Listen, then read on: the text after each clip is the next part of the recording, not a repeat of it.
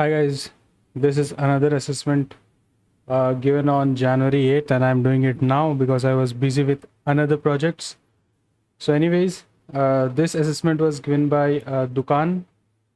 They were hiring for front-end engineers for full-time or 6-month internship role, and they gave us a Figma design which we have to implement. And this is the design, which is a payout design, and this is the version 2. This was version 1, but we are doing version 2. So let's see what I have built. So this is the design which I've implemented. Exactly same, the sidebars, the cards, the search, the drop down, sorting functionality download, and the pagination.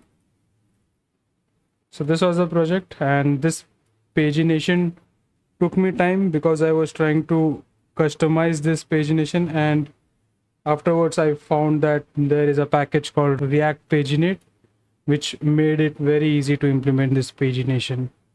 So yeah, this was the assessment by Dukaan. So thank you so much for watching. We'll see you in the next assessment. Bye bye.